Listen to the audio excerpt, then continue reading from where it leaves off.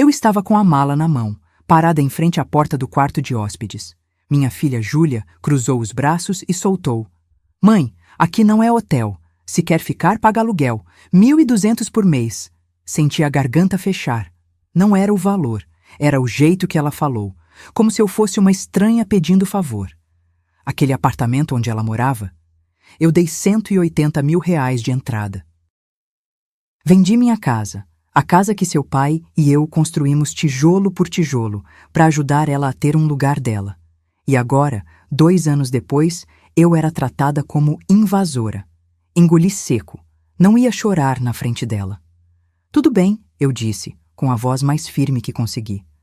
"Eu resolvo isso." Peguei minha mala, passei por ela e fui para a cozinha.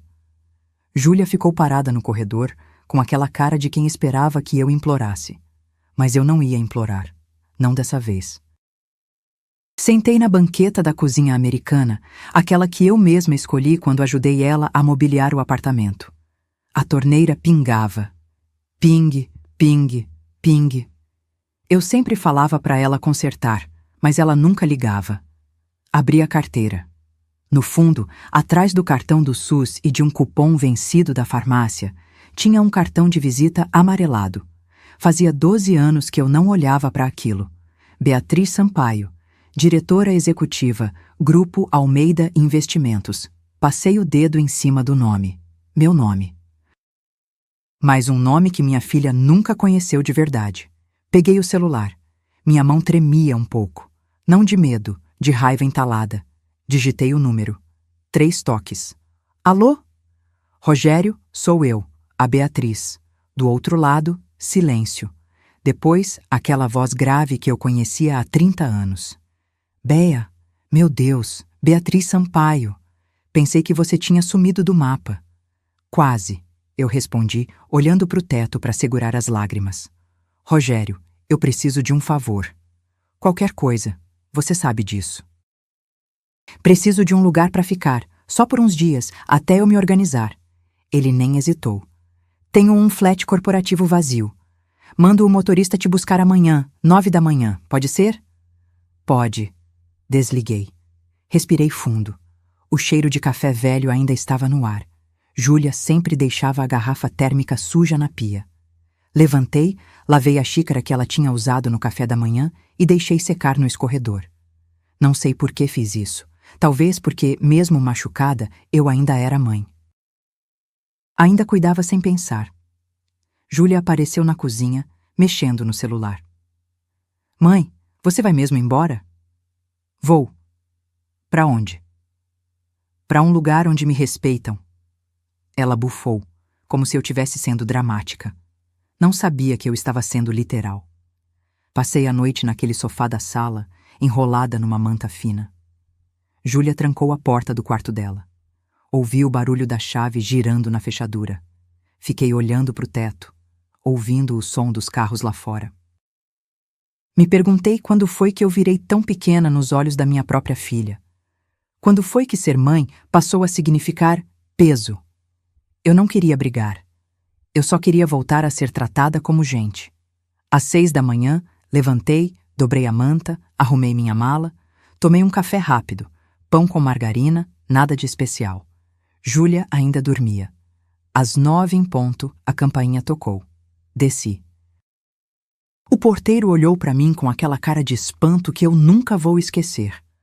"Dona Beatriz, tem uma limusine esperando a senhora." Júlia desceu de pijama, cabelo bagunçado, olhos ainda inchados de sono. Olhou para a limusine preta, para mim, de novo para a limusine. "Mãe, que carro é esse?" O motorista, uniformizado, abriu a porta traseira e disse em voz alta: "Bom dia, doutora Sampaio. O doutor Rogério está aguardando a senhora." Júlia congelou. Quem diabos era a doutora? "Sampaio?" Coloquei minha mala no porta-malas e entrei na limusine. Júlia ficou parada na calçada, boca aberta, ainda segurando o celular na mão. "Mãe, espera! Que história é essa de doutora?" Olhei para ela através do vidro escuro. Por um segundo, quase desci. Quase expliquei tudo ali mesmo. mas alguma coisa dentro de mim disse: não, deixa ela pensar. Depois a gente conversa, filha. O motorista fechou a porta. O carro deslizou pela rua, silencioso como um barco. Júlia ficou para trás, cada vez menor no retrovisor. Encostei a cabeça no banco de couro macio. Meu estômago estava embrulhado, metade alívio, metade culpa. Eu estava fazendo a coisa certa? Ou estava sendo dramática, como ela sempre dizia? O motorista, um senhor de uns 50 anos, olhou pelo retrovisor. A senhora está bem, doutora Sampaio? Estou sim, obrigada. Qual seu nome? Seu Valdir, doutora. Trabalho para o doutor Rogério faz 15 anos. 15 anos. Repeti, meio para mim mesma. Fazia 12 que eu tinha saído da empresa. O tempo passou tão rápido. Valdir sorriu. A senhora é lenda lá no grupo. Tem gente nova que ainda fala da doutora nas reuniões. A doutora Beatriz não aceitaria isso. A doutora Beatriz sempre dizia. Senti um aperto no peito. Não era orgulho, era saudade. Saudade de ser vista, de ser respeitada, de ter um nome que não fosse só mãe. Olhei pela janela. A cidade passava, padaria abrindo, gente esperando o ônibus, motoboy acelerando no sinal amarelo. Vida normal. A vida que eu escolhi viver quando larguei tudo. 25 anos eu fui diretora de recursos humanos do Grupo Almeida Investimentos. Salário: R$ 45.000 por mês. Coordenava uma equipe de 18 pessoas. Viajava para São Paulo, Rio, às vezes até para o exterior. Larguei tudo aos 53. Meu marido, o Renato, tinha sido diagnosticado com câncer no pâncreas. Estágio 3. Júlia tinha 15 anos e estava se preparando para o vestibular. Eu tinha duas escolhas: contratar alguém para cuidar dele ou estar presente. Escolhi estar presente. Renato morreu 3 anos depois. Júlia entrou na faculdade de administração. Ironia, né?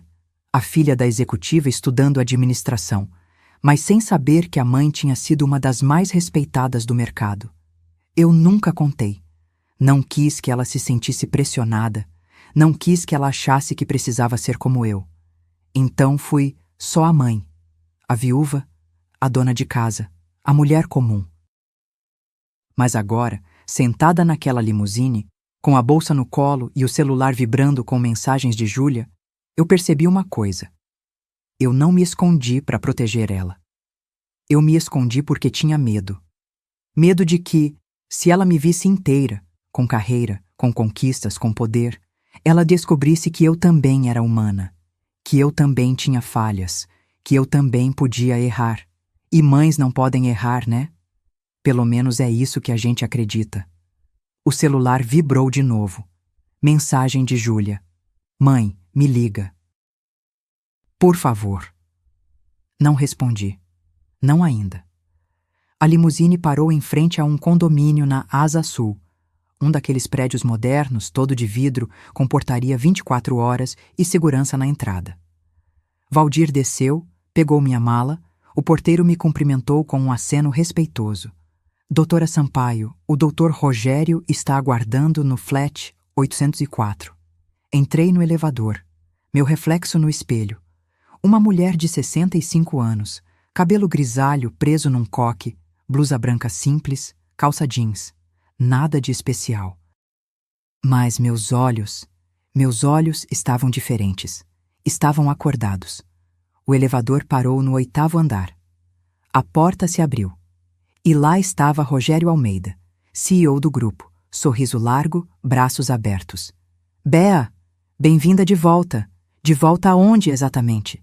Rogério me abraçou daquele jeito caloroso dele, sem formalidade, como se eu nunca tivesse saído.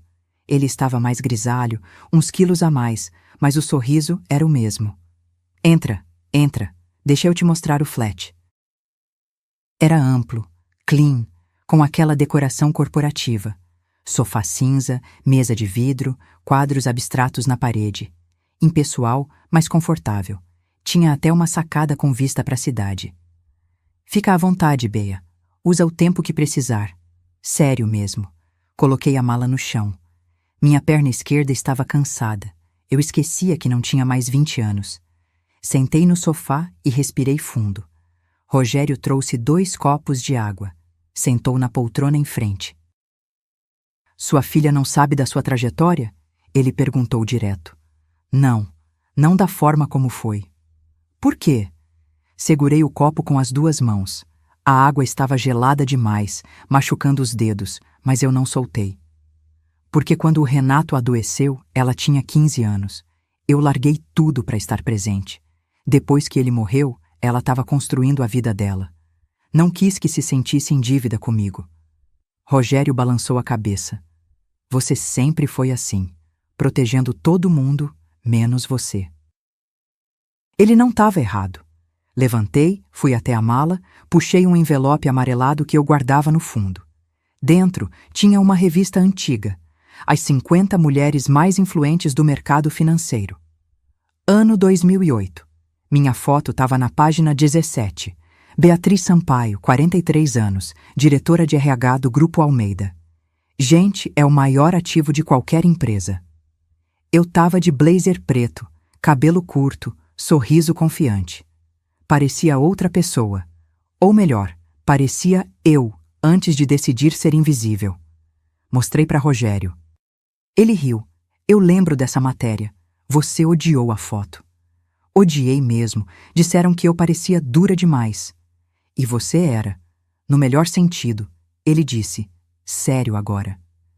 Bea, você transformou aquele setor. Implementou a avaliação 360 programa de mentoria, licença paternidade estendida antes de virar moda. Tudo que a gente tem hoje veio de você. Senti um nó na garganta. Não de tristeza, de raiva. Raiva de mim mesma. Por que eu tinha apagado tudo isso? Por que tinha deixado minha filha achar que eu era só uma mãe, como se isso fosse pouco? Rogério se levantou. Aliás, tenho uma proposta. Tô montando um programa de mentoria executiva. 6 meses, foco em liderança feminina 50+. Preciso de alguém para coordenar. 25 mil por mês. Pisquei. Rogério, eu tô aposentada faz 12 anos. E daí? Você acha que esqueceu de ser boa no que faz? Fiquei em silêncio. Será que eu tinha esquecido? Ou será que eu tinha fingido esquecer porque era mais fácil ser pequena? Pensa com carinho, tá? Ele disse, me entregando um cartão novo. Beatriz Sampaio, consultora sênior. Segurei o cartão. Meu nome. Meu de verdade. Rogério foi embora. Fiquei sozinha no flat, sentada na sacada, vendo o sol descer atrás dos prédios. O céu estava laranja, aquele laranja de fim de tarde de Brasília. O celular vibrou. Júlia de novo. Mãe, eu te procurei no Google. Meu coração acelerou. Por que você nunca me contou? Digitei devagar. Porque eu quis te proteger, mas acho que eu só me escondi. Ela não respondeu na hora. Fiquei olhando os 3 pontinhos aparecendo e sumindo. Aparecendo e sumindo. Finalmente, você era executiva. Ganhava quanto? 45 mil por mês. E os 180 mil que você me deu eram meus, da minha aposentadoria. Silêncio. Depois, mãe, eu preciso te ver. Amanhã? Amanhã. Desliguei o celular. Peguei aquela revista velha de novo. Olhei para a foto. Gente é o maior ativo de qualquer empresa. Era isso que eu dizia. Mas será que eu tinha tratado a mim mesma como ativo? Ou como descarte?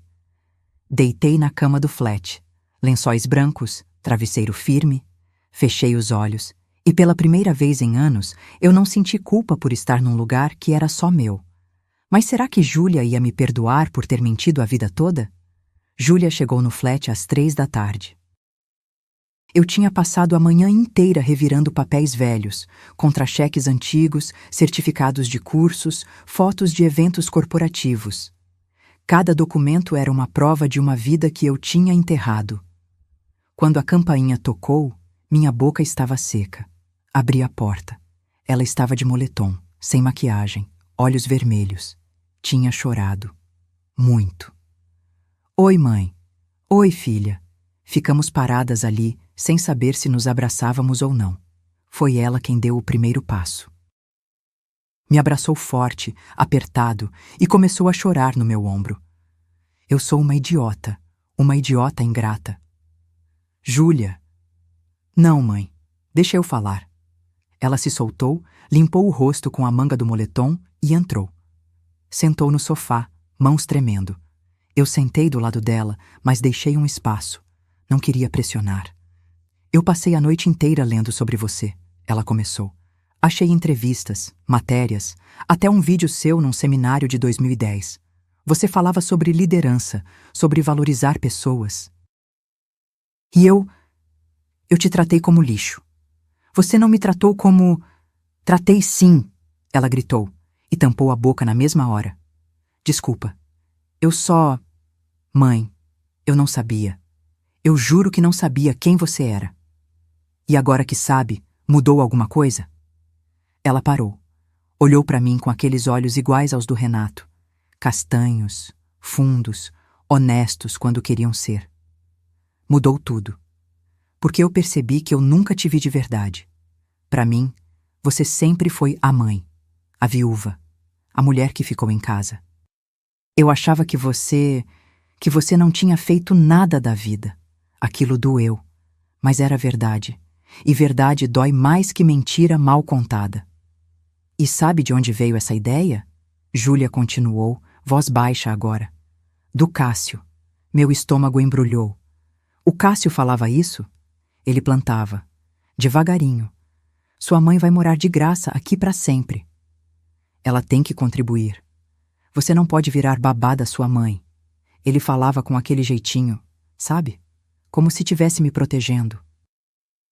Ela pegou o celular, abriu o WhatsApp, me mostrou as mensagens. Eu li e cada linha era uma facada. Cássio, amor, sua mãe tá se aproveitando de você. Cássio, cobra logo um aluguel, senão ela não sai nunca. Cássio, você precisa pensar em nós, não nela. Senti raiva subindo pela garganta, mas não falei nada. Ainda não. Júlia, me responde uma coisa. Quem paga as contas desse apartamento? Ela desviou o olhar. Júlia, eu pago tudo. E o Cássio? Silêncio. Ele mora contigo faz quanto tempo? 8 meses. E paga quanto? Ela começou a chorar de novo.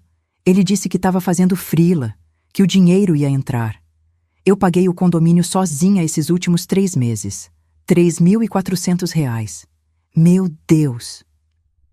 Júlia, ele trabalha? Não sei, mãe. Ele sai de casa, volta, fica no computador, joga videogame até tarde, às vezes some o dia todo e não explica onde foi. Respirei fundo. Precisava ter calma. Júlia já estava frágil demais. Filha, você autorizou algum documento com seu nome recentemente? Empréstimo, cartão, alguma coisa? Não.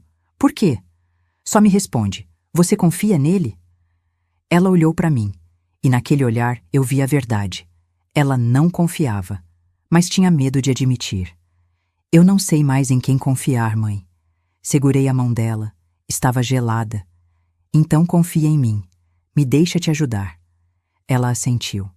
Peguei meu celular. Liguei para Rogério. Rogério, preciso de um favor.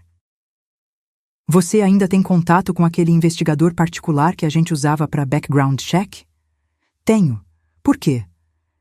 Preciso checar alguém. Discretamente. Júlia arregalou os olhos. Mãe, o que você vai fazer? O que eu sempre fiz, filha. Proteger quem eu amo. Desliguei.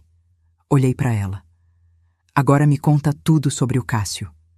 Nome completo, CPF, onde ele morava antes, tudo. E foi aí que eu percebi. Minha filha não tinha se casado com um namorado. Tinha se casado com um parasita.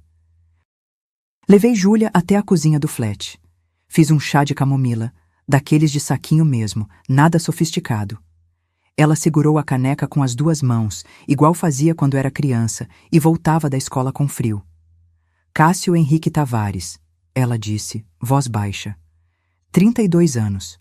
CPF eu tenho anotado porque ele pediu uma vez para eu pagar uma compra online para ele. Ele pediu para você pagar? Disse que o cartão dele estava bloqueado. Anotei tudo num caderninho que achei na gaveta. Nome, CPF, endereço antigo. Júlia foi me contando aos poucos, entre um gole e outro de chá. Ele morava num apartamento alugado na Asa Norte. Dizia que era programador freelancer. Conheci ele num app de relacionamento. Faz 1 ano. 1 ano. 8 meses morando junto. Rápido demais. Júlia, você conheceu a família dele? Não. Ele disse que a família é do interior de Goiás, que eles são meio distantes, que ele não gosta de falar sobre isso. Bandeira vermelha número 1. E amigos? Você conheceu amigos dele? Ela pensou. Não. Ele sempre dizia que os amigos eram de internet, de jogos online. Bandeira vermelha número 2. Filha, ele tem alguma coisa registrada no seu nome? Conta conjunta, cartão adicional, alguma coisa? Não, acho que não. Acha ou tem certeza? Ela hesitou. Mãe, ele me pediu para ser avalista de um empréstimo, mas eu não assinei nada. Só dei meu CPF para ele simular no banco. Meu coração disparou. Quando isso? Faz uns 2 meses. E você viu o resultado dessa simulação? Não. Ele disse que não passou. Larguei a caneta. Olhei para ela. Júlia, você tem a senha do seu banco? Tenho. Entra agora. Vai em empréstimos e financiamentos. Olha se tem alguma pendência. Ela pegou o celular com a mão tremendo. Desbloqueou. Entrou no app do banco. Foi clicando, clicando e parou. O rosto dela ficou branco.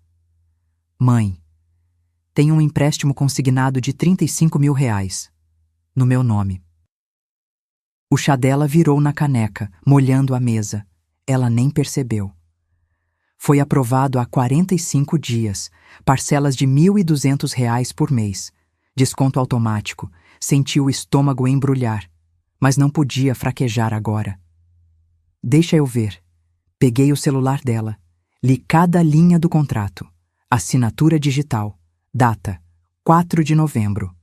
Avalista: Júlia Sampaio Santos. Mas a assinatura estava errada. O J do nome dela era diferente. Júlia sempre fazia um J com perninha, quase infantil. Aquele era reto, formal. Filha, essa assinatura é sua? Ela olhou. Não. Você assinou algum papel pro Cássio nessa época? Não, eu juro que não. Falsificação. Simples assim. Respirei fundo. Não era a primeira vez que eu via isso. Na empresa tinha lidado com casos de fraude interna. Sabia exatamente o que fazer. Júlia, você vai ficar aqui comigo hoje. Não volta para casa. Mas mãe, não é pedido, é ordem. Liguei pro Rogério de novo. Conseguiu o investigador? Consegui, ele pode começar amanhã. Ótimo, e me passa o contato do Dr. Henrique Moura, o advogado especialista em fraude bancária. Júlia me olhou, olhos arregalados. Mãe, isso é sério assim? Filha, ele falsificou sua assinatura e pegou R$35 mil em seu nome. Isso é crime, estelionato. Ela começou a tremer, não de medo, de raiva. Aquele filho da puta, aquele filho da puta. Calma. Calma? Mãe, ele me usou. Ele morou na minha casa, comeu da minha comida, dormiu na minha cama e me roubou. Eu sei. E ele vai pagar por isso. Mas a gente faz do jeito certo, com provas, com processo, com justiça. Segurei o rosto dela entre minhas mãos. Confia em mim? Ela assentiu, lágrimas escorrendo. Então me deixa cuidar disso. Você não tá sozinha. Meu celular tocou. Número desconhecido. Atendi. Alô? Doutora Beatriz? Aqui é o Dr. Henrique Moura. O Rogério me passou o caso. Podemos nos encontrar amanhã às 9? Podemos. Desliguei. Olhei para Júlia. Amanhã a gente começa a consertar isso. Hoje você descansa. Mas tinha uma coisa que eu ainda não sabia. Cássio não ia aceitar perder o controle assim tão fácil. Júlia dormiu no quarto do flat.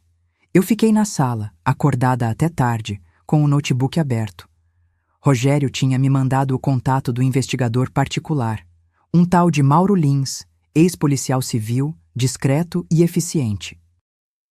Mandei um e-mail com tudo: nome completo do Cássio, CPF, endereço antigo, foto que peguei do Instagram de Júlia. Pedi sigilo total. Às 6 da manhã, meu celular vibrou. E-mail de resposta. Assunto: relatório preliminar. Cássio Henrique Tavares Abri. Minha pressão subiu só de ler as primeiras linhas. A nome: Cássio Henrique Tavares. Idade: 32 anos. Situação empregatícia: desempregado há 5 meses. Último registro: assistente administrativo. Salário: 2 anos.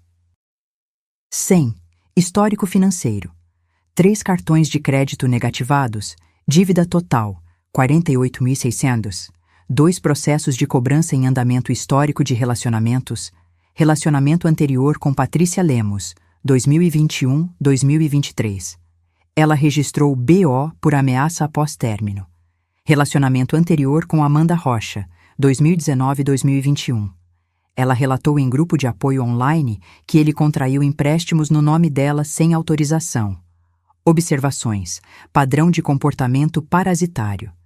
Alvo preferencial: mulheres com estabilidade financeira, sem histórico de relacionamentos recentes. Fechei o notebook. Minha mão estava apertando o mouse com tanta força que as juntas dos dedos ficaram brancas. Ele tinha feito isso antes, 2 vezes, e Júlia era só mais uma. Levantei, fui até a cozinha, passei um café. O cheiro encheu o flat. Aquele cheiro forte, de café coado na hora, que sempre me acalmava. Mas hoje não acalmou nada. Júlia acordou às 7.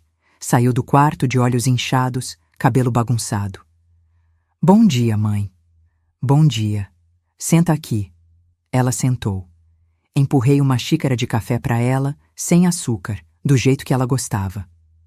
Júlia, preciso te mostrar uma coisa. E você precisa estar preparada. Mostrei o relatório. Li cada linha em voz alta. Ela não chorou. Ela ficou imóvel, paralisada, como se o corpo dela tivesse desligado para não sentir. Quando terminei, ela sussurrou: ele já fez isso com outras 2 mulheres. Sim, ele me escolheu, como se eu fosse presa fácil. Não foi culpa sua. Foi sim, ela explodiu. Eu deixei ele entrar na minha vida. Eu acreditei nele. Eu fui burra. Você foi humana. Você quis confiar. Isso não é burrice, Júlia. É coragem. Ela enterrou o rosto nas mãos. Mãe, como eu não vi? Como eu não percebi? Segurei o pulso dela. Senti a pulsação acelerada, quente. Porque ele é bom no que faz. Gente assim sabe exatamente onde pressionar.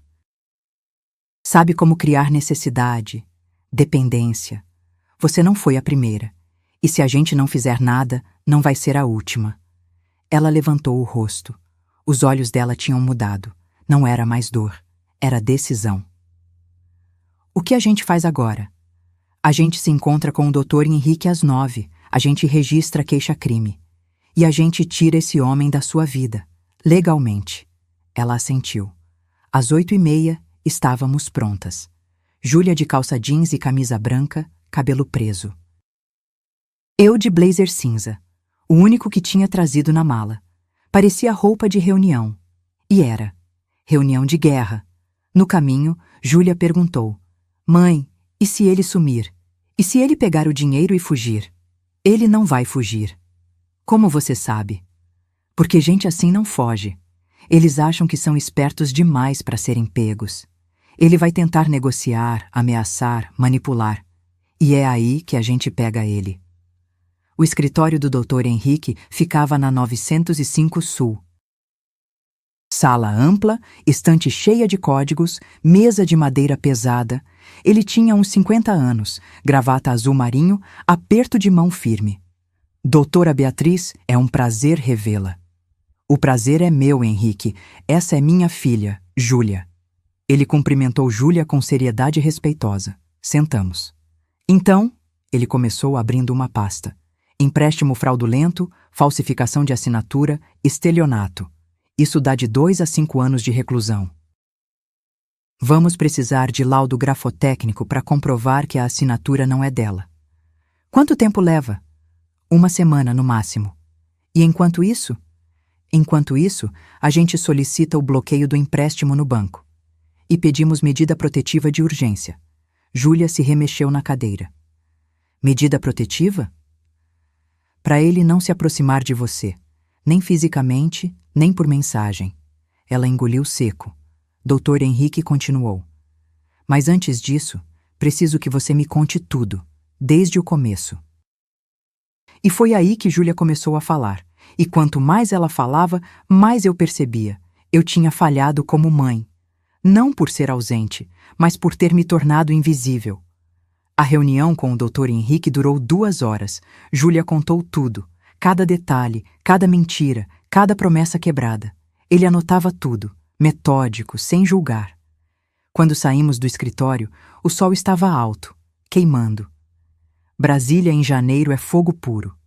Entramos no carro. Eu tinha alugado um por app e ficamos em silêncio por um tempo. Júlia olhava pela janela, mordendo o lábio. Mãe, eu preciso buscar minhas coisas no apartamento. Não hoje. Mas ele vai mexer nas minhas coisas, vai. Júlia, você não volta lá sozinha. Quando a medida protetiva sair, a gente vai com o oficial de justiça. Até lá, você fica comigo. Ela ia protestar, mas meu celular tocou. Número desconhecido. Alô? Silêncio do outro lado.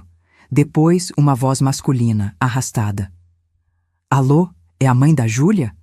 Meu estômago gelou. Eu conhecia aquela voz.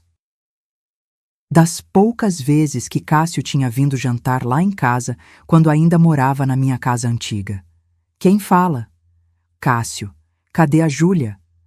Ela está bem e não vai falar com você. Ele deu uma risada seca. Olha, dona, Beatriz, né? A senhora tá se metendo em coisa que não é da sua conta. Senti a raiva subindo, quente, apertando meu peito, mas mantive a voz firme. Quando alguém prejudica minha filha, vira conta minha. Prejudicar? Eu amo a Júlia. A senhora que tá colocando minhoca na cabeça dela. Você falsificou a assinatura dela e pegou 35 mil reais em empréstimo, Cássio. Isso é crime. Silêncio. Depois, a voz dele ficou mais baixa, mais perigosa. Cuidado com o que a senhora fala, viu? Porque essas acusações podem se virar contra vocês. Eu tenho provas de que ela autorizou tudo. Mensagens, áudios. Se vocês quiserem briga, eu dou briga. Ótimo. Meu advogado vai adorar receber essas provas. Desliguei. Júlia estava pálida. Mãe, ele disse que tem provas. Ele não tem nada, filha. É blefe. Gente assim sempre ameaça quando perde o controle. Mas por dentro, meu coração estava acelerado. Não de medo, de uma raiva fria, calculada, que eu não sentia há anos. Voltamos pro flat. Júlia foi pro quarto descansar, ou tentar descansar. Eu liguei pro Dr. Henrique. Henrique, ele acabou de me ligar. Tentou intimidar. Perfeito. Grava tudo a partir de agora. Qualquer ligação, qualquer mensagem. Isso fortalece nosso caso. E a medida protetiva? Dou entrada hoje ainda. Em 48 horas no máximo sai. E o laudo grafotécnico? Já agendei pro perito. Júlia precisa ir até o banco amanhã para colher assinaturas de próprio punho. Comparação direta. Combinado. Desliguei. Sentei no sofá, cabeça pesando. Peguei minha bolsa, procurei o remedinho de pressão que eu tomava todo dia. Enalapril, 10 gramas. Coloquei na boca, tomei com água morna da torneira. Minha mão tremia. Não era o remédio. Era raiva. Raiva de um homem que tinha machucado minha filha. Raiva de mim por não ter percebido antes. O celular vibrou. Mensagem de Cássio no WhatsApp. Ele tinha conseguido meu número. Dona Beatriz, vamos conversar como adultos. Sem advogado, sem drama. Eu devolvo o dinheiro e a gente esquece isso. Respondi. Não há conversa. Há processo. 3 pontinhos. Ele estava digitando. A senhora está cometendo um erro. Eu conheço gente. Sei onde vocês moram. Sei tudo sobre vocês. Tirei print da mensagem. Enviei para o Dr. Henrique. Ele respondeu em segundos. Ameaça direta. Vou incluir no processo. Isso acelera a medida protetiva. Bloqueei o número de Cássio. Respirei fundo. Júlia saiu do quarto. Mãe, ele te mandou mensagem, né? Eu vi a notificação no meu celular. Ele me bloqueou, mas deve ter adicionado você. Já bloqueei ele, e o Dr. Henrique já está usando as ameaças contra ele. Ela sentou do meu lado. Encostou a cabeça no meu ombro, como fazia quando era pequena e tinha pesadelo. Mãe, eu tô com medo. Eu sei, filha, mas medo não é covardia. É sinal de que você tá viva. E a gente vai atravessar isso juntas. Ela segurou minha mão. A mão dela estava gelada, mesmo com o calor de Brasília. Fiquei ali, olhando para a parede, sentindo o peso da cabeça dela no meu ombro. E pensei, quantas mulheres passavam por isso sozinhas? Quantas não tinham para onde ir? Quantas engoliam o medo porque não tinham rede de apoio? Eu não ia deixar minha filha ser mais uma estatística. Nem que eu tivesse que virar leoa de novo. Na manhã seguinte, fomos ao banco. Agência da 506 Sul, aquela com ar-condicionado sempre gelado demais. Júlia estava nervosa, roendo a unha, mania antiga que voltou com o estresse. O gerente, seu Antônio, um senhor de uns 50 e poucos anos, nos recebeu numa salinha reservada. Apertou minha mão com firmeza quando me apresentei. Doutora Beatriz Sampaio? A senhora trabalhou no Grupo Almeida, não foi? Trabalhei sim. Meu irmão era do financeiro lá. Falava muito bem da senhora. O mundo é pequeno, e às vezes isso ajuda. Expliquei a situação. Júlia mostrou o empréstimo no aplicativo. Seu Antônio franziu a testa, puxou o documento no sistema. Realmente, a assinatura digital foi processada, mas ele aumentou a tela no computador. Tem inconsistências técnicas. O IP de origem da assinatura é de um dispositivo que não corresponde ao cadastrado em nome dela. Isso pode ser usado como prova? Perguntei. Pode e deve. Vou gerar um relatório técnico completo. Leva uns 2 dias. Júlia suspirou, aliviada. Era a primeira boa notícia em dias. O perito grafotécnico chegou 15 minutos depois. Homem baixinho, óculos grossos, maleta de couro surrada. Pediu que Júlia assinasse o nome dela 10 vezes, em papéis diferentes, com canetas diferentes. Preciso de variações naturais, ele explicou. Ninguém assina exatamente igual sempre, mas o padrão se mantém. Júlia assinou 1, 2, 10 vezes. A mão dela tremia na 5ª assinatura. Calma, eu sussurrei. Respira. Ela respirou. Terminou. O perito comparou com a assinatura do contrato de empréstimo. Balançou a cabeça. Claríssima falsificação. A pressão da caneta é diferente, a inclinação é forçada e o S do sobrenome tem uma curva que ela nunca faz. Laudo fica pronto em 3 dias. Saímos do banco com uma pasta cheia de documentos. Júlia segurava tudo contra o peito, como se fossem armadura. No caminho de volta, paramos num restaurante por quilo. Comida simples, self-service, arroz, feijão, carne acebolada. Júlia pegou pouco. O estômago ainda estava embrulhado. Você precisa comer, filha.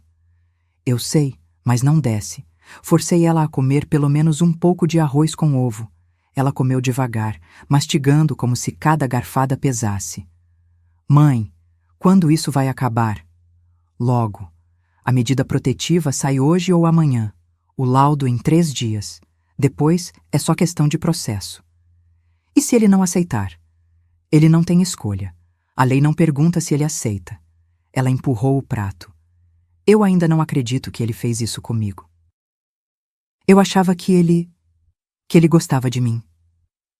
Talvez ele gostasse do jeito dele, mas gostar não dá direito de destruir. Voltamos pro flat às 2 da tarde. Júlia deitou no sofá, exausta. Eu liguei a TV no mudo, só para ter algum movimento na sala.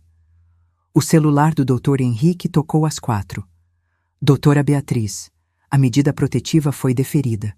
Cássio não pode se aproximar de Júlia num raio de 200 metros. Nem ligação, nem mensagem, nem rede social. Violação disso dá prisão. Quando ele é notificado? Amanhã de manhã. Oficial vai até o apartamento. Desliguei e respirei.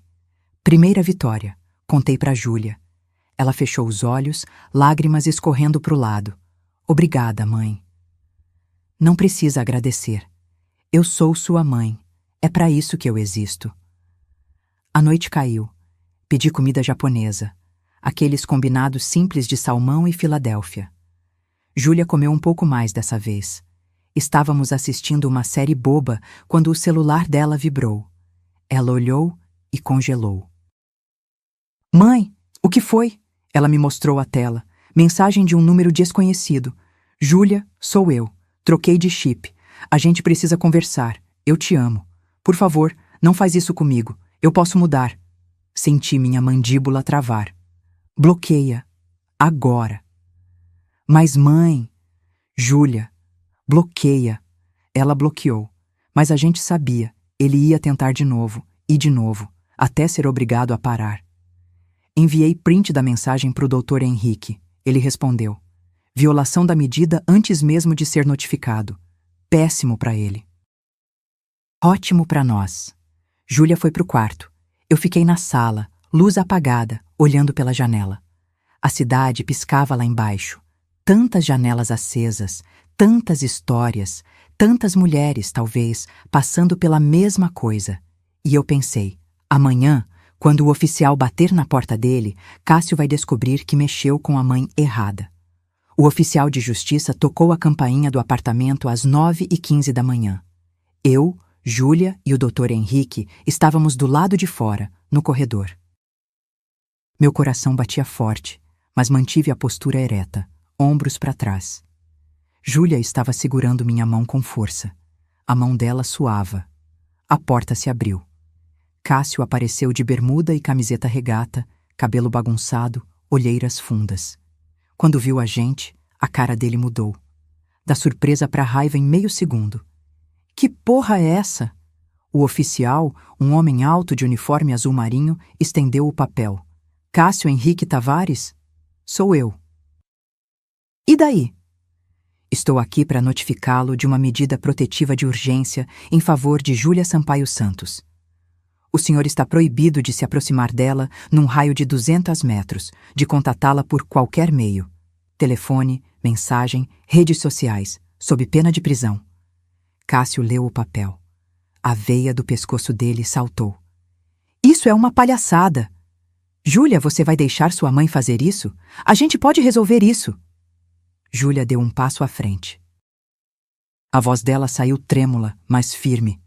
Você falsificou minha assinatura, pegou 35 mil reais no meu nome, mentiu sobre tudo. Eu não menti, você autorizou. Você disse que eu podia usar seu CPF para simular, não para contrair empréstimo de verdade. Você está inventando isso! Ele gritou, apontando o dedo para ela. Sua mãe está colocando essas ideias na sua cabeça. Dr. Henrique deu um passo à frente, voz calma, mas cortante. Senhor. Cássio, qualquer contato com minha cliente a partir de agora configura descumprimento de ordem judicial. Sugiro que o senhor se contenha. Cássio me olhou, e naquele olhar vi tudo. Ódio, desprezo, medo disfarçado de arrogância. A senhora acha que é quem, vindo aqui com advogado, com oficial? Eu conheço gente, viu? Gente que pode fazer a vida de vocês um inferno. Dei um passo à frente. Olhei direto nos olhos dele, sem piscar. Eu não tenho medo de você, Cássio. E minha filha também não tem mais. Ele deu uma risada seca, nervosa. Ah, é? E o que vocês vão fazer? Me prender? Por causa de um empréstimo que ela autorizou? Dr. Henrique abriu a pasta e tirou um documento. Laudo grafotécnico preliminar. A assinatura no contrato não é dela. Falsificação comprovada. Isso é estelionato, artigo 171 do Código Penal. Pena de 1 a 5 anos. O rosto de Cássio mudou. O sangue sumiu da cara dele. Vocês não podem provar nada. Podemos e já provamos, doutor. Henrique continuou. Além disso, temos o relatório de IP do banco. A assinatura digital foi feita de um dispositivo cadastrado em seu nome, não no dela. Cássio ficou em silêncio. A boca dele abriu e fechou, sem som. O oficial deu um passo. Senhor Cássio, o senhor tem 48 horas para desocupar este imóvel. A proprietária, Júlia Sampaio Santos, requer a reintegração de posse. Eu moro aqui, ele berrou. O senhor mora aqui sem contrato, sem pagamento de aluguel e sem autorização formal. Isso não configura moradia legal. Júlia puxou um envelope da bolsa, abriu e tirou um papel. Eu trouxe isso. É um e-mail que você mandou há 6 meses dizendo que ia ficar só mais um pouco até se organizar. Você mesmo admite que era temporário. Cássio arrancou o papel da mão dela. Sua vadia, você está fazendo isso comigo depois de tudo que eu fiz por você? O oficial colocou a mão no braço dele. Cuidado com as palavras, senhor. Eu senti Júlia tremer ao meu lado. Segurei firme a mão dela. Respirei fundo e falei, voz baixa, mas clara. Você não fez nada por ela. Você usou ela, mentiu para ela, roubou dela. E agora vai pagar por isso. Cássio me encarou. Por um segundo, achei que ele ia partir para cima, mas ele viu o oficial, viu o Dr. Henrique e recuou. Vocês vão se arrepender. Ele cuspiu as palavras. Eu vou processar vocês por difamação, por calúnia, por...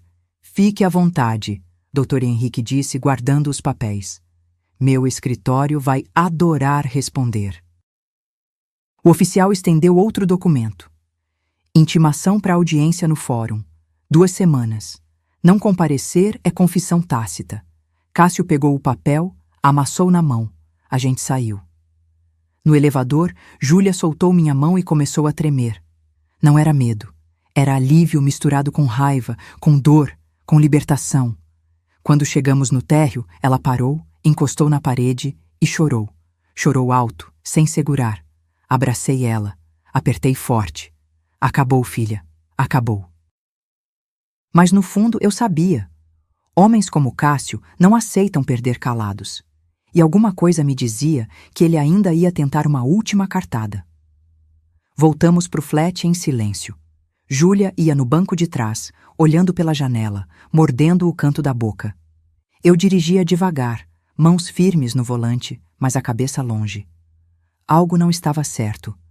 Cássio tinha recuado rápido demais. Homens como ele não desistem assim. Quando chegamos, Júlia foi direto pro banheiro. Ouvi o chuveiro abrir.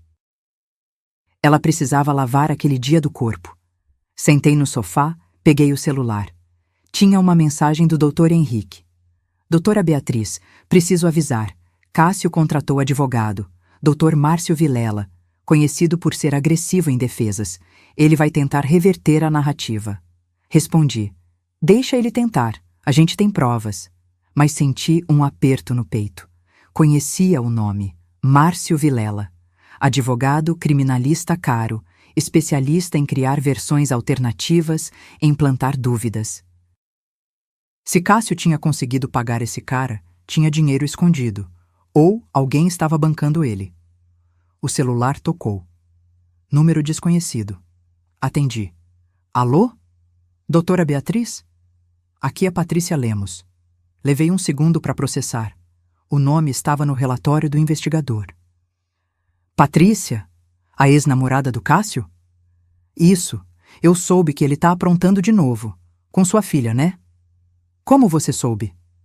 Tenho amigas em comum com a Júlia. Vi no Instagram que ela apagou todas as fotos com ele. Imaginei. Minha cabeça começou a trabalhar rápido. Patrícia, você denunciou ele na época?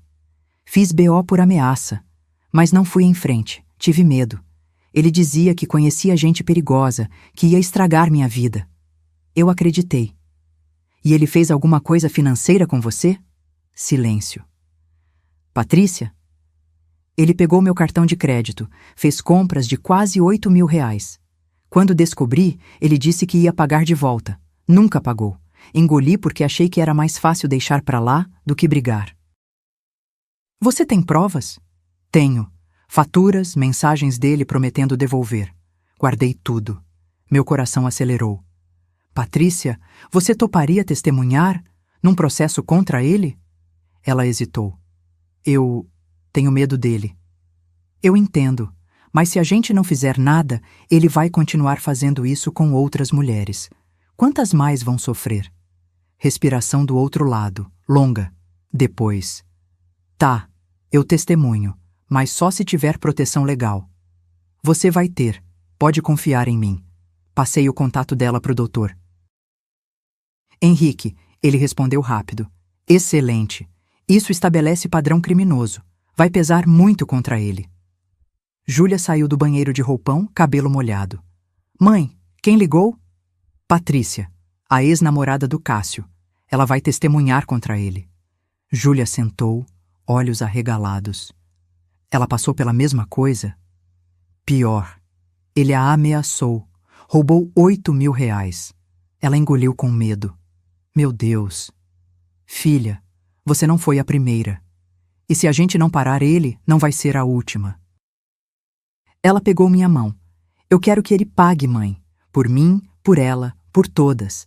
Naquela noite, sentei no notebook e escrevi tudo. Cronologia completa. Como Cássio entrou na vida de Júlia. As mentiras, o empréstimo, as ameaças. Cada ponto documentado, cada prova anexada. Às 11 da noite, o celular de Júlia vibrou. Ela olhou e ficou pálida. Mãe! O que foi? Ela me mostrou. Mensagem de Instagram, conta fake, sem foto. Você vai se arrepender de ter ferrado comigo. Eu sei onde sua mãe mora. Sei onde você tá. Vocês não vão ter paz. Tirei print. Enviei pro Dr. Henrique e pra Polícia Civil. Júlia estava tremendo. Ele sabe onde a gente tá? Não sabe. É intimidação. Ele tá desesperado. Mas tranquei todas as portas. Fechei as janelas. Liguei pro síndico do prédio e avisei. Ninguém sobe sem autorização. Ninguém.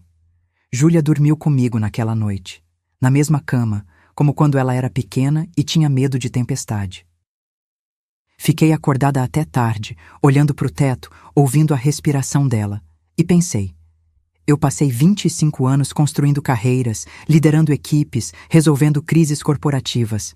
Mas nada, absolutamente nada, tinha me preparado para isso. Para proteger minha filha de um homem que se escondia atrás de charme e mentiras. Mas eu ia proteger. Nem que fosse a última coisa que eu fizesse. Porque mãe não desiste. Mãe luta. 2 semanas passaram devagar. Júlia voltou a trabalhar. Ela era analista financeira num banco, ironia do destino. Eu aceitei a proposta de Rogério e comecei o programa de mentoria. 25.000 por mês. Dignidade de volta, mas a audiência no fórum estava marcada para aquela quinta-feira, 9 da manhã. Na noite anterior, Júlia não conseguiu dormir. Eu ouvi ela andando pela sala às 3 da madrugada. Levantei, fiz chá de melissa. Vem cá, senta comigo. Ela sentou, enrolada num cobertor, olhos fundos. Mãe, e se o juiz não acreditar na gente? Ele vai acreditar. A gente tem laudo, tem testemunha, tem provas técnicas. Mas e se o advogado dele inventar alguma coisa? E se ele disser que eu menti? Segurei o rosto dela entre minhas mãos. Júlia, olha pra mim. A verdade não muda. Mentira precisa de memória perfeita. Verdade só precisa ser contada. Ela assentiu, mas o medo ainda estava lá, atrás dos olhos. No dia seguinte, acordamos cedo. Vesti meu blazer cinza, o mesmo da reunião com o doutor. Henrique. Júlia colocou uma blusa branca de manga comprida e calça social preta. Parecíamos executivas. Parecíamos prontas. Mas no carro, Júlia vomitou. Parei no acostamento. Ela desceu, dobrou o corpo e vomitou tudo, nervoso puro. Desculpa, mãe. Não pede desculpa. Respira. Dei água para ela, papel toalha. Esperei ela se recompor. Quer voltar? A gente pode remarcar. Não. Eu preciso fazer isso. Preciso olhar na cara dele e falar a verdade. Chegamos no fórum às 8h40. Doutor. Henrique já estava lá, pasta debaixo do braço, gravata azul escura. Prontas? Prontas, eu respondi. Entramos na sala de audiências. Espaço pequeno, mesa para o juiz, cadeiras para os advogados, banco para os envolvidos. Cheiro de papel velho e ar-condicionado sujo. Cássio já estava lá, de camisa social branca, calça jeans escura, cabelo penteado para trás. Parecia outra pessoa, parecia confiável, nojento como ele era bom em fingir. Ao lado dele, Dr. Márcio Vilela. Terno cinza caro, abotoaduras de ouro, postura arrogante. Cássio olhou para Júlia. Ela desviou o olhar. Eu não desviei. Encarei ele até que ele abaixasse os olhos primeiro. O juiz entrou. Doutor Gustavo Linhares, 50 e poucos anos, rosto sério, óculos de leitura pendurados no pescoço. Bom dia. Vamos começar. Doutor Henrique, a palavra é sua. Doutor Henrique se levantou. Excelência, trata-se de caso de estelionato mediante falsificação de assinatura. Minha cliente, Júlia Sampaio Santos, teve sua assinatura forjada em contrato de empréstimo consignado no valor de R$35 mil. Trago laudo grafotécnico, relatório técnico do banco e depoimento de testemunha que comprova padrão criminoso do réu. Ele apresentou tudo, documento por documento. O juiz lia em silêncio, sobrancelhas franzidas. Dr. Márcio Vilela se levantou. Excelência, meu cliente nega veementemente as acusações. Alega que houve autorização verbal da senhorita Júlia e que a assinatura digital foi feita com consentimento dela. Trata-se de desentendimento amoroso sendo transformado em caso criminal. A autorização verbal não tem validade legal. Dr. Henrique cortou. Mas cria precedente de intenção. Vilela rebateu. O juiz ergueu a mão. Silêncio. Quero ouvir a vítima. Senhorita Júlia, por favor. Júlia se levantou. As pernas dela tremiam. Eu segurei a mão dela por baixo da mesa, apertei forte e soltei. Ela caminhou até o centro da sala. Senhor juiz, eu nunca autorizei aquele empréstimo. Eu dei meu CPF para ele simular. Só simular. Quando descobri que ele tinha assinado no meu nome, tentei resolver sozinha. Mas ele me ameaçou. Disse que tinha contatos, que ia destruir minha reputação. Vilela interrompeu. Excelência, não há provas dessas ameaças. Dr. Henrique abriu o celular. Há sim, mensagens, prints, conta fake criada após medida protetiva, tudo documentado. O juiz olhou, leu. A expressão dele mudou. Senhor. Cássio, o senhor criou conta falsa para entrar em contato com a vítima após ordem judicial? Cássio gaguejou. Eu só queria conversar. Descumpriu ordem judicial. Anoto aqui. Vilela tentou consertar. Excelência, meu cliente estava emocionalmente abalado. Emocionalmente abalado não justifica crime. O juiz cortou seco. Depois foi a vez de Patrícia Lemos. Ela entrou na sala, nervosa, mas firme. Contou tudo. O cartão roubado, as ameaças, o medo. Ele dizia que conhecia gente perigosa, que ia acabar com minha vida. Eu acreditei. Cássio tentou falar. Isso é mentira! Ela está inventando! Silêncio! O juiz bateu o martelo. Senhor Cássio, mais uma palavra fora de hora e eu o retiro da sala. No final, o juiz se levantou. Vou analisar as provas e dar sentença em 5 dias úteis. Audiência encerrada. Saímos. Júlia segurou meu braço, pernas bambas. Do lado de fora, Cássio passou por nós. Parou. Olhou para Júlia. Você destruiu minha vida. Júlia ergueu o queixo. Você destruiu a sua. E foi a primeira vez que eu senti. Minha filha tinha voltado. 5 dias pareceram 5 meses. Júlia ia trabalhar, voltava, comia pouco, dormia menos. Eu tentava distrair ela. Cozinhava os pratos que ela gostava quando criança, botava filme na TV, sugeria passeio no parque. Mas a cabeça dela estava longe, presa na espera.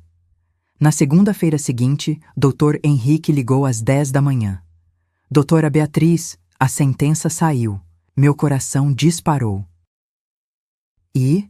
Condenação. 2 anos e 4 meses em regime semiaberto. Indenização de R$50 mil por danos morais. E o empréstimo foi anulado pelo banco. Sentei na cadeira. As pernas falharam. Meu Deus! Ele ainda pode recorrer, mas dificilmente vai conseguir reverter. As provas são irrefutáveis. Desliguei. Júlia estava na cozinha fazendo café. Olhou para mim. Foi o Dr. Henrique? Foi. E? Você ganhou, filha? Ele foi condenado. Ela largou a xícara na pia. A xícara caiu, quebrou. Ela não ligou. Veio até mim, me abraçou e chorou. Chorou tanto que o ombro da minha blusa ficou encharcado. Acabou, mãe? Acabou mesmo? Acabou. Ela se afastou, enxugou o rosto com as costas da mão. Eu achei que ninguém ia acreditar em mim. Achei que iam dizer que eu era louca, dramática, que eu estava inventando. Mas você não inventou. Você só contou a verdade. Ela sentou no chão da cozinha, abraçou os joelhos. Eu me sinto vazia. Devia estar feliz, mas eu só me sinto vazia. Sentei no chão do lado dela. Encostei as costas na geladeira. Porque justiça não apaga dor, filha. Só fecha ciclo. Agora você vai precisar de tempo para cicatrizar de verdade. E se eu não conseguir? Você vai conseguir. E eu vou estar aqui até lá. Naquela tarde, fomos ao apartamento dela. Oficialmente só dela agora. Cássio tinha retirado as coisas dele 3 dias antes, sob supervisão de oficial. Quando entramos, o lugar estava diferente. Vazio em alguns cantos. O videogame tinha sumido. A cadeira gamer também. O guarda-roupa estava pela metade, mas o apartamento respirava de novo, como se tivesse tirado um peso invisível das paredes. Júlia andou pelos cômodos devagar, tocando as coisas, reconhecendo o espaço. Mãe, você quer morar aqui de novo? Parei. Como assim? Morar comigo, de verdade. Não de favor, não pagando aluguel, como mãe, como família. Senti a garganta apertar. Júlia, eu fui horrível com você, mãe. Te cobrei aluguel, te tratei como se você fosse peso. E o tempo todo você era a pessoa mais forte que eu conhecia. Eu quero te ter perto. Quero aprender com você. Sobre dinheiro, sobre vida, sobre como não se perder de novo. Segurei o rosto dela. Eu aceito, mas com uma condição. Qual? Você me deixa te ensinar a investir, para que você nunca mais dependa de ninguém, nem de mim. Ela sorriu. Pela primeira vez em semanas, um sorriso verdadeiro. Fechado. Passamos o resto do dia organizando. Jogamos fora as coisas que Cássio deixou. Alguns livros velhos, meias furadas, um carregador quebrado. Simbólico, mas necessário. À noite, Júlia fez macarrão com molho de tomate caseiro. A receita que eu ensinei para ela quando ela tinha 12 anos. A gente comeu na mesinha da sala, sem pressa, conversando sobre planos. Mãe, eu quero fazer um curso de educação financeira. Ótimo, eu pago. Não, eu pago. Com meu dinheiro. Olhei para ela e senti orgulho. Verdadeiro. Tudo bem. Mas eu te acompanho se você deixar. Claro que deixo. Depois do jantar, sentamos na sacada. O céu de Brasília estava estrelado, sem nuvens. Aquele céu limpo que só a seca traz. Mãe, obrigada. Pelo quê? Por não ter desistido de mim. Por não ter me deixado afundar sozinha. Filha, mãe nunca desiste, nem quando deveria. Ela riu, e eu ri junto. E ali, naquele momento simples, eu entendi. Eu não tinha falhado como mãe por me esconder. Eu tinha falhado por não confiar que minha filha era forte o suficiente para me ver inteira, com acertos e erros, mas agora ela via. E agora a gente recomeçava, juntas, inteiras. Mas ainda faltava uma coisa. Ensinar a lição final, não para Júlia, para o mundo. 3 meses se passaram. Júlia e eu morávamos juntas de novo, mas tudo era diferente agora. Ela pagava as contas dela, eu pagava as minhas, dividíamos mercado, cozinhávamos juntas aos domingos. E toda sexta à noite, a gente sentava na sala com o notebook aberto e planilhas na tela. Eu ensinava como investir em renda fixa, como calcular juros compostos, como não cair em armadilhas financeiras. Júlia era boa aluna, melhor do que eu imaginava. Em 2 meses, ela já tinha guardado R$ 8.000.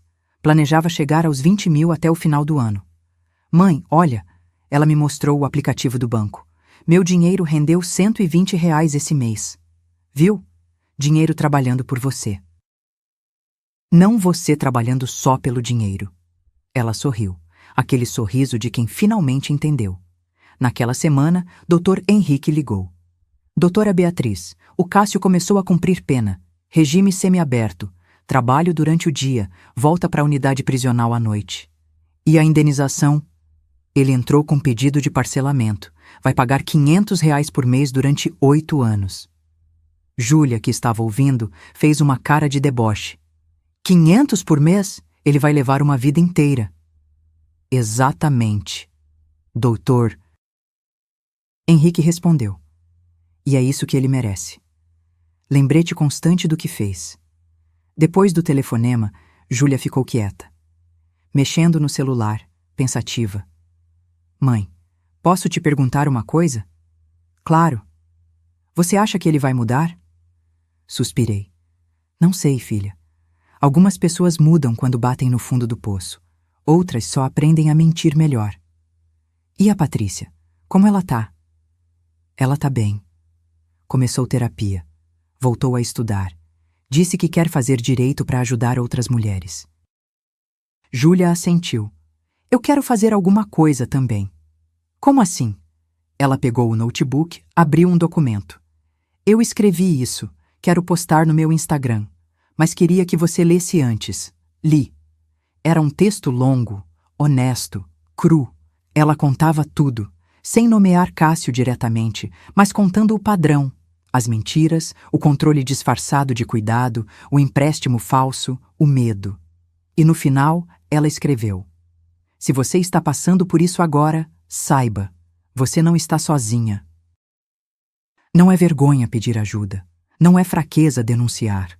E não, você não vai destruir a vida dele. Ele já destruiu a própria vida quando escolheu te usar. Terminei de ler com os olhos marejados. Isso vai ajudar muita gente, Júlia. Você acha? Tenho certeza. Ela postou no mesmo dia. Em 24 horas, o post tinha 3.000 compartilhamentos. Dezenas de mulheres mandaram mensagem privada contando histórias parecidas. Algumas agradecendo, outras pedindo ajuda. Júlia criou uma lista de contatos. Advogados, psicólogos, casas de apoio. Passou para cada uma. E ali, vendo minha filha virando referência para outras mulheres, eu entendi. A dor não tinha sido em vão. Um sábado de manhã, Júlia entrou na cozinha enquanto eu passava café. Mãe, eu queria te dar uma coisa. Ela me entregou um envelope. Dentro, uma foto nossa. Ela bebê, eu jovem, sorrindo no colo dela. E embaixo, ela tinha escrito à mão: para Beatriz Sampaio, minha mãe, minha mentora, minha heroína. Obrigada por me ensinar que respeito não se implora, se conquista. E que recomeçar não é fracasso, é coragem. Chorei. Ali mesmo, na cozinha, com a xícara de café na mão e o sol entrando pela janela. Júlia me abraçou. Eu te amo, mãe. Do jeito que você é. Executiva, mãe, mulher, tudo junto. Eu também te amo, filha, e me desculpa por ter demorado tanto para me mostrar inteira. Não pede desculpa. Você me mostrou quando eu precisava ver. Naquela tarde, sentamos juntas no sofá. Ela com um notebook, eu com um livro. Só isso, nada de especial. Mas era tudo, porque estar junto não precisa de luxo, não precisa de limusine, não precisa de provas, só precisa de respeito, de verdade, de amor que não tem vergonha de pedir ajuda e não tem medo de recomeçar. E essa, nenhum Cássio do mundo poderia tirar da gente. 6 meses depois daquele dia na porta do quarto de hóspedes, eu estava sentada numa sala de aula, não como aluna, como professora. O programa de mentoria do Rogério tinha virado sucesso. 15 mulheres acima dos 50 anos, todas recomeçando carreiras, aprendendo a se reposicionar no mercado. Eu coordenava tudo. E Júlia? Júlia tinha sido promovida no banco, gerente de contas. Salário de R$ 6.500. Investia 500 todo mês. Já tinha 15 mil guardados. Naquela quinta-feira, depois da aula, voltei para casa. Nosso apartamento, agora decorado do nosso jeito. Foto minha da revista emoldurada na parede da sala. Não por vaidade, por lembrança. Lembrança de que eu sempre fui inteira. Só tinha esquecido. Júlia chegou do trabalho às 7, cansada, mas sorrindo. Mãe, adivinha? Fechei 3 contas grandes hoje. Vou bater a meta do trimestre. Sabia que você ia conseguir. Ela jogou a bolsa no sofá, foi direto para a cozinha, pegou água na geladeira. Ah, e uma cliente perguntou se eu conhecia alguma mentora executiva. Passei seu contato. Obrigada, filha.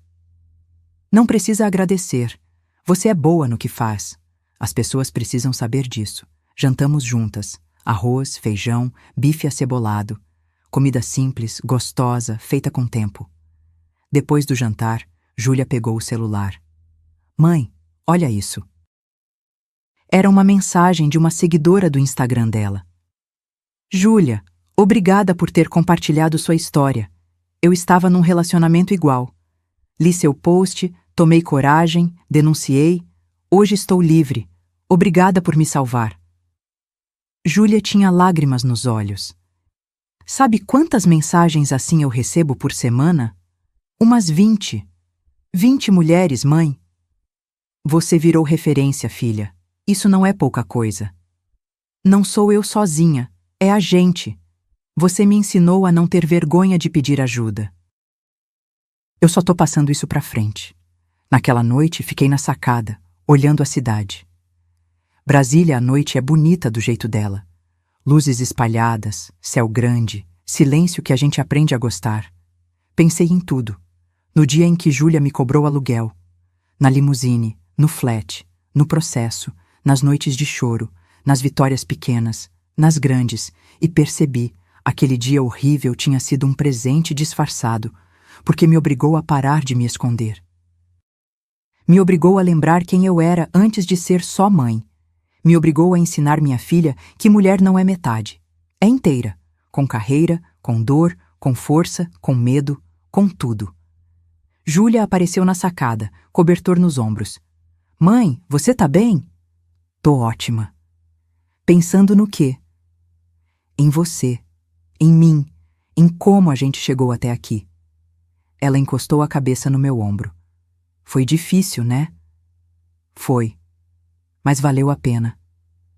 Mãe, posso te perguntar uma coisa? Sempre. Você se arrepende de ter largado a carreira naquela época? Para cuidar do papai e para ficar comigo? Pensei. Respirei fundo. Não me arrependo de ter cuidado dele, nem de ter ficado com você, mas me arrependo de ter me apagado no processo. De ter achado que ser mãe significava deixar de ser eu. E agora? Agora eu sei que dá para ser as duas coisas, e que não tem vergonha nenhuma em recomeçar. Júlia sorriu. Você é foda, mãe. Ri. Você também, filha. Ficamos ali, em silêncio, vendo a cidade respirar. E eu pensei na frase que tinha dito no primeiro dia do programa de mentoria. Respeito não se implora, se conquista, e às vezes reconquista. Aquele dia, quando minha filha me cobrou aluguel, foi o pior e o melhor da minha vida. Pior porque me mostrou que eu tinha falhado em ensinar sobre limites, sobre valor próprio, sobre o que significa ser mulher completa. Melhor porque me obrigou a parar de me esconder atrás do papel de mãe sacrificada. Hoje, Júlia não me vê mais como só mãe. Ela me vê completa, executiva, mentora, sobrevivente, mulher. Tudo junto. E eu finalmente entendi. A herança que deixo para ela não são os 180 mil reais que dei de entrada no apartamento. É a coragem de recomeçar. É a força de pedir ajuda. É a dignidade de não aceitar migalhas. É saber que amor verdadeiro não te diminui, te expande. E isso, nenhum empréstimo falso, nenhum relacionamento tóxico, nenhuma porta trancada pode tirar. Naya, Sirius e você?